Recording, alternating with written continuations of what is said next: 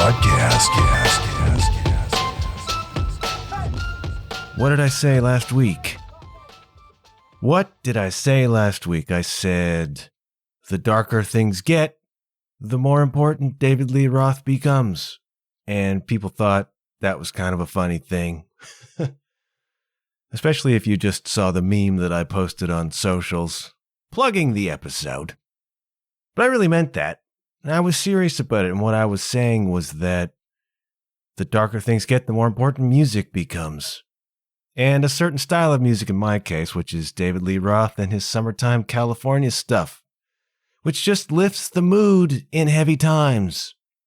And so it proved last week, when, just a few minutes actually after I finished recording last week's episode, I got a call from my sister. And my sister said that our dad had passed away. And I described that as a shock, but not exactly a surprise. Dad was 82 years old, and this is the reality of the human life cycle. We are all of us creeping towards that time, even if we die of natural causes, which is my dad's case. Once you begin sneaking up on a certain age, on a certain vintage, you can reasonably expect that to happen, So a shock, we were not expecting it just yet, but not 100% a surprise. I believe it was Billy Connolly who went around the world on a tour some years ago called Too Old to Die Young. He was probably in his 60s at that point, and we can have the debate, because that's beginning to feel younger and younger and younger to me, you know what I mean? And so I haven't had time to prepare really anything for this episode because a day or so after I got that call, I was on the road back to my hometown, where my sisters and I gathered to just begin the process. The funeral arrangements and the flowers, beginning to work on the estate stuff. My dad had this really great little apartment in a seniors building that I would happily move into tomorrow, by the way. Great spot. And it had to be handled, right? We had to clean that up. We had to find homes for his furniture and his cat. And this became, very quickly, that was Thursday, and it was Thursday, Friday, Saturday, Sunday, just jumping in, which in a weird kind of way actually turned out to be kind of fun. And my sisters, I'm the baby of the family. I have 3 older sisters, and they are dispersed all over the place. One was in Florida, one in Denver, one in Ontario with me. And we don't see a lot of each other, particularly not for extended periods of time. And so it was this really kind of strange but fun experience for us to be together. And I have come to realize that processing this kind of thing is easier and better together. And I think so it proved. And so it was a really edifying and even in some ways kind of a fun time just going through Dad's stuff and remembering things and finding stuff that maybe we forgot about or pictures we'd never seen before. My dad was a Navy man back in the 60s. A lot of his many, many stories come out of that period of his life. And we still have pieces of his uniforms that were on display and all these old photographs of him from way back in the day as a teenager and as a young man. And that's fun for us to look through. And then my aunt, his older sister, who's still around at 85, was shedding all sorts of light on some of this stuff. We see the pictures and we hear the stories, but here's somebody who was actually there. Can fill us in on it, And it became this kind of fun, sad, but fun family reunion, And that's the best way to do it. It's good to have something to occupy yourself. It's good to have something to be busy with, and then to be able to share that with people. And to do so in a spirit of celebration and in a spirit of goodwill, for lack of a better term. It was really, really helpful. And then we had the funeral, and funerals are psychotic. I hate funerals. I've always hated funerals. I hate the hushed tones. I hate walking into a funeral home where everything is so quiet and reverent, and you're obligated to be sad. You're obligated to be emotional in those circumstances. I find funerals psychotic, and so I'm putting it out here now. This is my official statement. I don't know if the Canadian government will accept it or not. Should I pass, and there be questions about what to do about it, here's what I want, okay? I mean that literally, okay? Here's what I want. I do not want a funeral. I do not want one of those psychotic, hushed tones, everybody whimpering funerals. I don't like that. I don't think that's good for people. I want a party. I want somebody to rent a venue, maybe some venue in town or wherever I'm living. Will donate because of my long and storied legacy. And I want all my friends who are musicians to play. I want the bands that I used to be in or that I am in. I want them to play. Just roll them over, man. Just have the stage backlined and then just have a party where everybody I know and love just plays. And the people who don't play, who I know and love, just be there dancing. All right? Have some fond reminiscences. Put up some photos of me, young and vital, playing the drums, as you would prefer to remember me.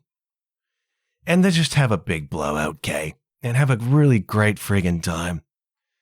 That's how it should be. You don't gotta prop me up in the corner, Kay. We don't need to go all weekend at Bernie's here. That's what I'm saying I want. If there's to be any celebration of my life whatsoever, do it that way with the people I know and love, playing songs and celebrating together and being grateful that in all of the years of the Earth's existence and the universe and human civilization, we happened to land together in this time. It's one of the things that I hold on to as I get older, right? Because, you know, it's beginning to encroach now. You see your parents pass away. My mom died 3 years ago, and now dad is gone. And you know in the back of your mind that, you know, for whom the bell tolls, it's coming sooner or later. And a lot of people lament getting older. There are a lot of people lament lost time. A lot of people wish for their youth back. And one of the ways I look at it is, yes, I'm getting older. Okay, but the silver lining around that and the real blessing of that is that I've been here in this time with all of the people who I know and love in this time. Right? That is the great privilege, right? Yeah, I'm getting older, and in some ways it would be nice to be younger again. But the truth is, were I younger now, I would not have the people in my life that I do now. It is my privilege to be here, to live with all of you who are listening right now. The people in my life. And as I get older, that's what I hold on to, man. This privilege of having been here amongst all of you. So, should I go? And I'm not so old that everybody in my life is also too old to get on stage anymore. Get on stage and rip it up, okay? That's another great advantage of being 10 years older than everybody. I'm 10 years older than most of the people I perform with. So, you know, if I kick it at around 82 like my dad, they'll still be in their early 70s, maybe late 60s even. It's possible for them to get up and crush it. I mean, Doug Pinnick from King's X turned 75 this year, and he's more active and busier than he's ever been. So I'm counting on all of you who are younger than me, who look up to me, no doubt, as your guide and elder statesman in the scene. You gotta play, okay? You gotta play at my little party. It's likely that you'll only be in perhaps your mid-70s, all right? Let's get ambitious here. So you gotta keep your chops together. You have to stay healthy, all right? Stay limber, stay mobile, and you got to get up and you got to play when we have a little party for sending me off, okay?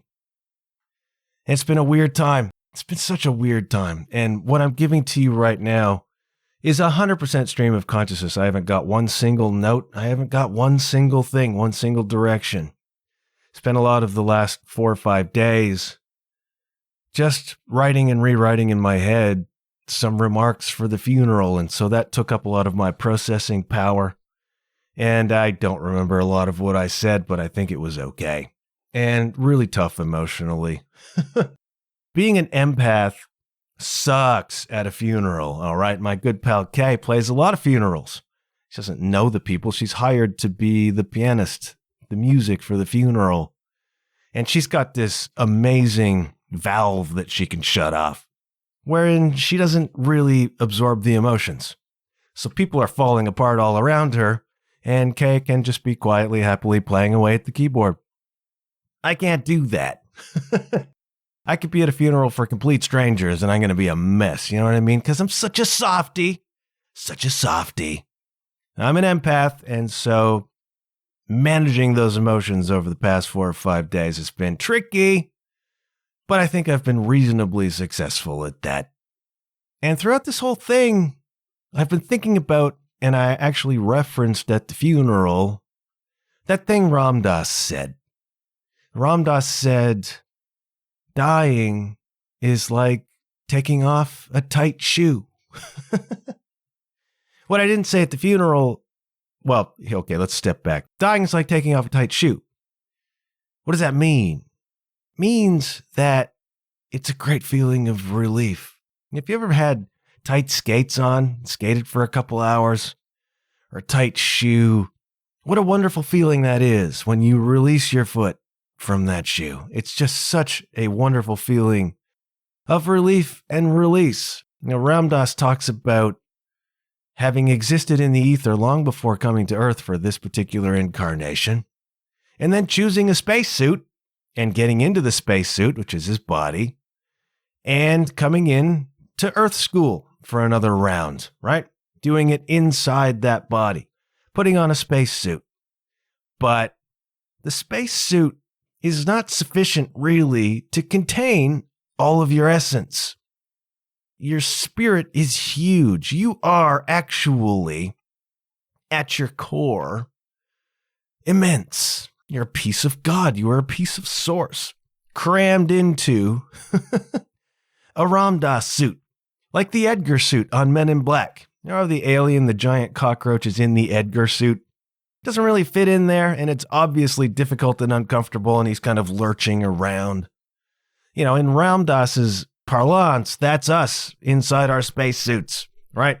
And here we are, these immense spirits, crammed into these tiny packages where we don't really fit, but we drive around these spacesuits and we go through Earth school, and then when it comes to the end of it, whatever the appointed time and hour is, it's a release from that spacesuit back into your immensity. Oh, the relief. There's a moment in the Bhagavad Gita where Arjuna the prince is begging the god Krishna to show him his true form.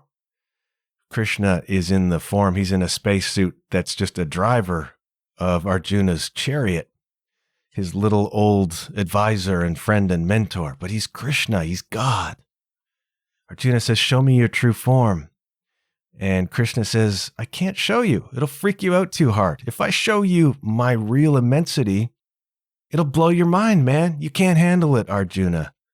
But eventually he wears him down, and Krishna, just for a flash, just for a second, drops his spacesuit and shows Arjuna his true immensity. And it does, as predicted, blow Arjuna's mind.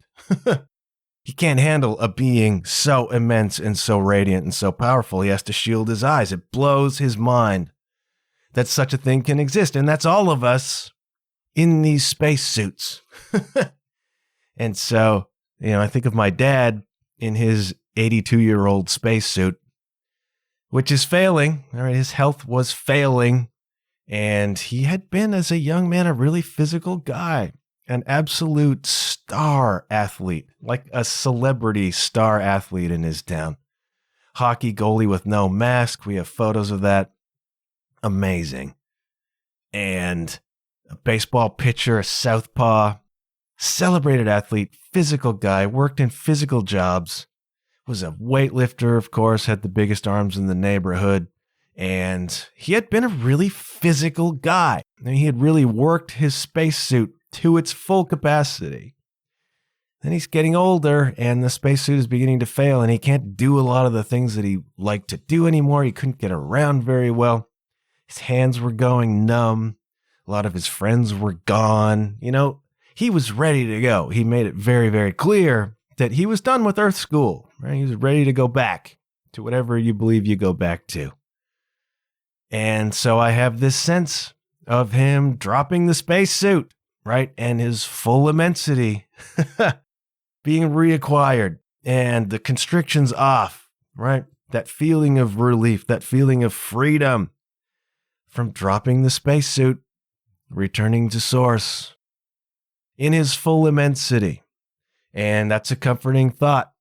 What I didn't say about dying is like taking off a tight shoe is that Ram Dass got that from a friend of his called Emmanuel. And the thing about Emmanuel is that he didn't have a body. Emmanuel was an entity, a spirit that Ram Dass would communicate with through a channel. I forget the channel's name. And that would probably have freaked out a lot of people at said funeral, although I did find out, and I'm delighted to have found it out, via my aunt, that my people on the Huff side were spiritualists of sorts, very superstitious, readers of tea leaves, and that freaks out a lot of my family because they're evangelical Christians. I find it absolutely delightful. I'm very, very pleased by that, actually, because maybe I'm the lineage. Mr. Channels and Psychics and Tarot cards. Mr. Spiritual, Mr. Eastern religions, Mr. Buddhism, Mr. Taoism, to find out that I have ancestors close, very like a couple generations back, who were super mystical and who were into all of that stuff. It's my kin. I feel that kindred spirit. But I didn't say at the funeral that Ram Dass got dying is like taking off a tight shoe from Emmanuel, the spirit, through a channel.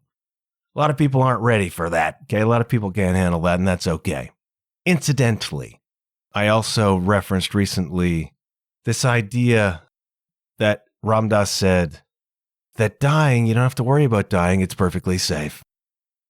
That also came from Emmanuel. I had forgotten at the time that that came from Emmanuel.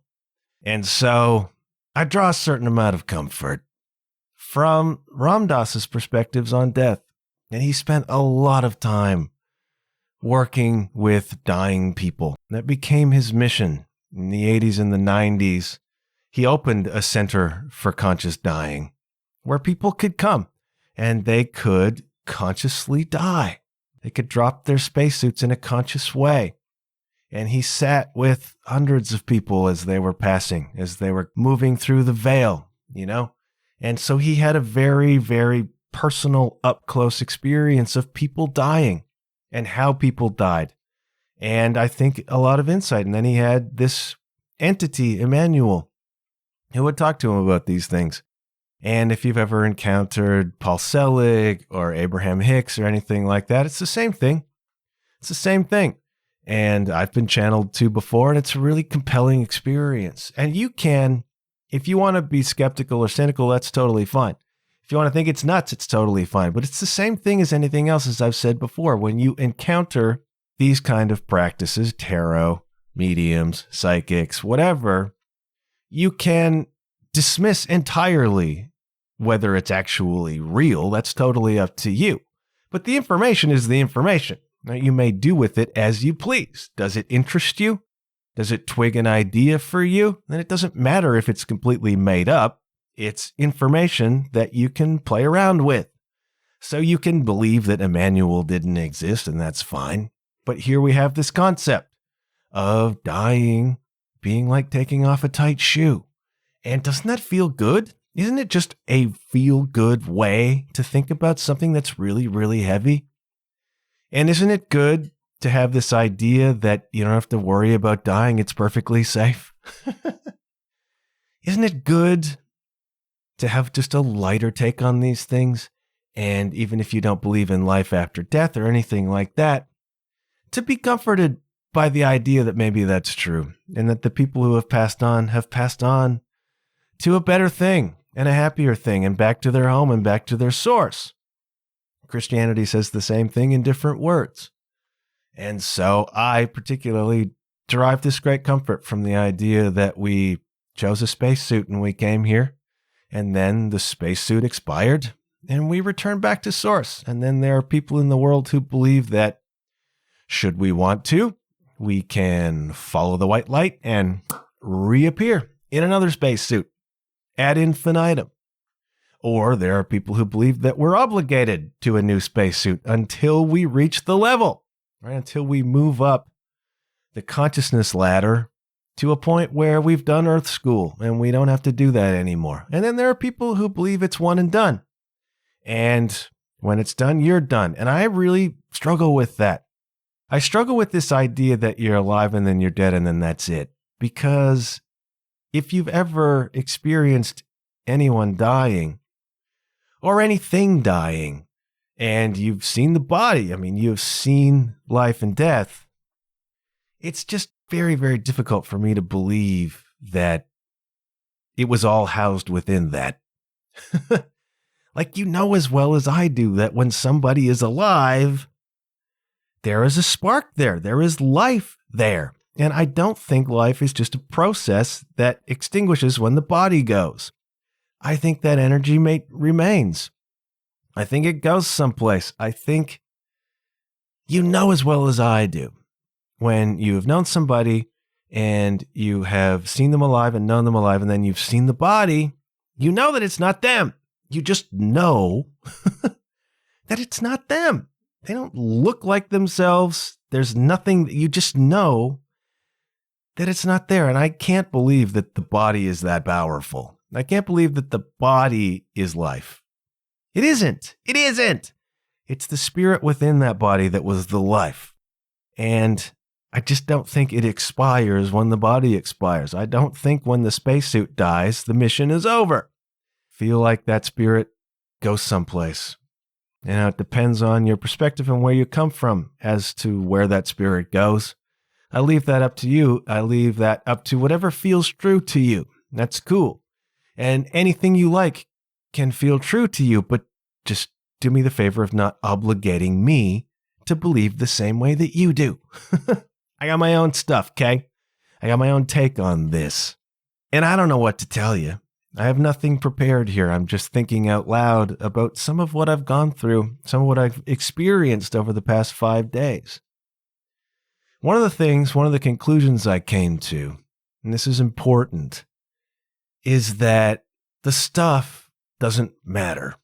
And in fact, I would suggest to people who are getting older, people of my generation and older than that, start paring it down, okay? Because you're going to go and somebody's going to be responsible for all this stuff that's left behind. And it's just been a reinforcement to me that it isn't about the stuff. The stuff doesn't matter. I mean, what happens is you pass away and 99% of your stuff that was precious to you, and that's okay, is going in the garbage soon, or it's going to be dispersed to people, all right? The sentimental value you attach to it belongs to you, and that's okay, and that's part of your experience and part of your enjoyment of life, and that's wonderful. But guess what? Most people don't care about your stuff.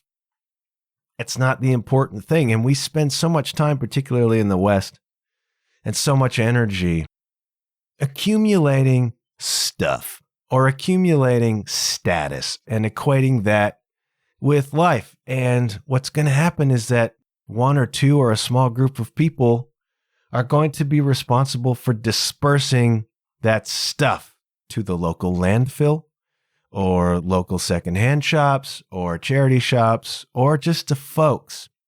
And that's going to be a pain, by the way. We did it and we made it fun, and Dad didn't have a lot of stuff. He had downsized effectively after my mom died a few years ago. And that's cool, but we still had stuff and we still had to deal with it. And that's okay. I mean, that's part of your fealty. That's part of your duty, let's say. It's part of your role in the process as a child, as a kid, as an offspring.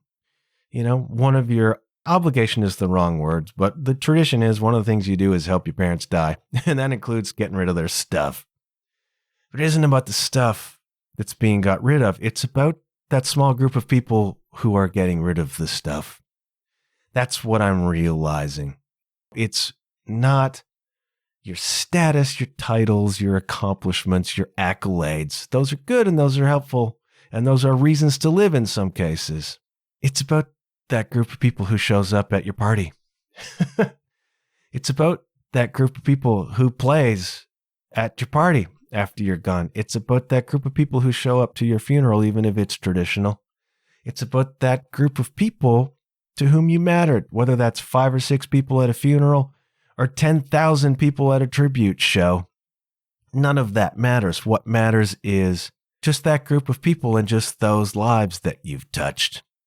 My dad touched a lot of lives. I mean, we heard some remarkable tributes from people just in his complex.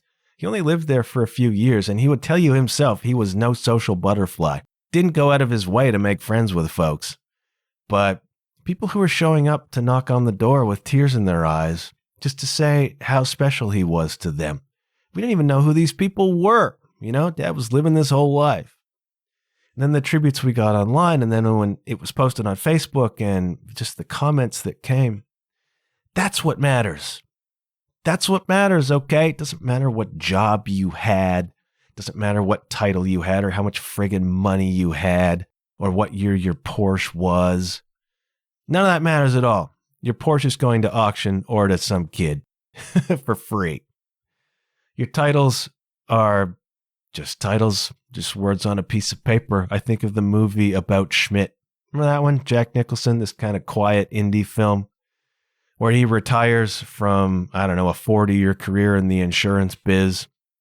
And then his wife dies. And then it's Schmidt trying to figure out how on earth he navigates this world now. There's a moment right at the beginning of the film where he's just sitting at his desk watching the clock tick away. We're like 5 minutes from the end of the last day. His office is all cleaned out. We've seen the boxes being moved, His whole career in these boxes, insurance forms and agreements and policies and whatever. And he's made VP or whatever. And then here's his whole career in these boxes, man. This is everything I've dedicated myself to over the past 40 years. Here's my legacy in these boxes. And then party hats, and off goes Schmidt into the night. And then a couple weeks later, he comes back to the office for whatever reason. And down in the recycling area, all of his boxes. His whole career that he dedicated his damn life to, going in the shredder. Nobody even cares. Whoosh. Schmidt's gone. Here's all the stuff. The papers don't matter. Whoosh. Gone. Not your legacy, man. Not your legacy. Your job is not your legacy unless maybe, you're the president and legacies can be dark. It's the people who disperse your furniture. It's the people who show up at the party they hold for you. It's the impact you have on those people's lives, even if it's only one. All right? Even if it's only one is an enormous accomplishment, and that's fulfillment of a purpose on earth. My dad had a lot of positive effects on more people than I will ever even know. And that is the legacy. That's what it's all about. That's what Earth School is. Love everyone, tell the truth. That's what Maharaji told Ram Dass. That's the purpose of life. And we get so caught up in the BS. And you know what? It's great to have a Porsche. It's great to have a nice house. It's great to make yourself comfortable in this world, but that is not your legacy. Your kids might think it is when they get their hands on that house after you're gone, but it's not their legacy either. The legacy is the people you touched along the way, the lives you made better, the suffering you alleviated along the way. And it's just a reminder, your spacesuit's going to drop, and all that stuff you've got that you've accumulated is going to, within hours, be gone, probably to the landfill or to Value Village. And it's important to keep your eye on the legacy, which is all of those people. All of those people whose lives were made better because you existed. A lot of people don't think about that so much. And it's time we do, especially when we see a lot of what's going on in the world today, where we have an American government that claims to be making life better for people, and as far as I can tell, just making it worse for a lot of people in a mean-spirited kind of way. And, that legacy will be what it is. And I don't want to make this political. It's just the easiest example. This world seems to be so full of darkness and so full of anger and vitriol and people losing sight of what it's all about, putting on a spacesuit and then coming here and trying to affect people's lives for the better, whether that's playing music that lifts people up, or doing a podcast that encourages, or working in a soup kitchen, or being a physician who genuinely cares and tries to help, or. This is what I remember. This is what I realize having gone through this process again. It's all about the people, man. It's all about what you're bringing into the world that's positive and helpful and comes from a place of love. And Ram Dass knew that. And I'm reminded of that over and over and over because I need the reminding. I'm no Ram Dass. And that's it. That's your lot for this week. It's the best I can do after an emotionally draining time and no preparation whatsoever. Go out there in your spacesuit today and see what you can do about making life better for somebody. I'm going to go think about that. And then, I don't know, life goes on, I suppose, folks. Thank you for being here. Thank you for listening. Thank you to those of you who paid tribute to my dad. We appreciate that. And hey, good things happen when you put yourself out there, kids. Time's a waste, and so go do it. Go bring something positive into the world this week. I will talk to you next week. Gonna shutting up, except to say, hey, kids. Check you later. Yeah.